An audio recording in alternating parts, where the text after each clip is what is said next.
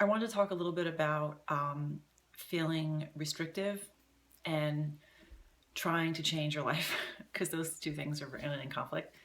Um, and I don't have a script. I'm just speaking extemporaneously, and that's just where I'm going to go with it. But I as a virtual coach, I work with a lot of women who have a bad history with food. They have a bad relationship with it, and I'm one of those people. Right? I was bulimic, anorexic in my early 20s. Um, I was able to get out of it myself, that's true. Um, but I really feel like the way I'm learning to eat now and the way I'm learning to coach people, using this system that you see me always like referring to, and maybe you've seen pictures of it's a series of colored containers and 30-minute home workouts and total support from a coach. Um, it's different. It's different than anything I've ever tried before. And look, there is nobody who is immune to gaining weight. You can be skinny like me in your whole life in your 20s and get away with stuff. And then, you have a couple kids. And again, no one is immune to post pregnancy weight gain, to hitting 40, your body changes, or maybe you have some health conditions like I do. You have a thyroid issue. So, you're more prone to like putting on weight. Nobody is going to be immune to that. It's going to happen to some people. So just being someone who's coming off of a history of eating disorder, you may be thinking like, well, how can you, be so restrictive and like, control what you're eating? Because it's not controlling what you're eating. I think that's the misconception.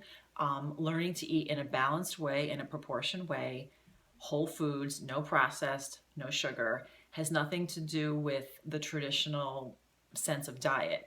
It's education. It's actually learning the foundation of how we were all meant to eat in a perfect world. I mean, it's probably as close to paleo as you can get, right? And it's not that I didn't know better. It's not that I wasn't educated before. I mean, I was married to a nutrition teacher, right? I mean, I was vegetarian for 4 years. I took biology. I graduated college, got a master's degree and a PhD. So it's like it's not like I'm ignorant about what should be going in my body and how chemistry works. But it's just that was not the case. It was just misplaced values. And I never really enjoyed food. I ate it because you had to eat it, but it was always this thing that I had to either control, like eat it or not eat it, or eat it, then throw it up. It was never something that I could just have a relationship with and enjoy and see the beauty in. And one of the things that it's done for me as being a coach and learning to eat right and teaching others is that I feel like I have somehow gotten back, somehow resurrected the knowledge I had, right? And I'm able to now like enjoy food. Like to me, I love handling it now and touching it and cooking with it. I don't feel restrictive. In fact, if anything, I feel like I feel powerful. I feel like I have this tool. Those little colored containers have become a fixture in my kitchen, just like I have a blender and a coffee maker. They don't control me. They don't give me stress. They're just there, and I just use them. Like I get up and brush my teeth. It's just basically a formation of habit, but a comfortable habit, something that I feel good about doing. And it's really I become enamored with food again. I love it. You see me posting pictures, you see me making videos about my cooking. I just feel like I've come back into my element. And it's something that I never had before. And so what I want to say to people is that if you have this bad history with food, if you were like me, if you struggled as a teenager, or even now, with food, you can get out of it. You can stop the cycle. And look, I went to a nutritionist when I was in my 20s.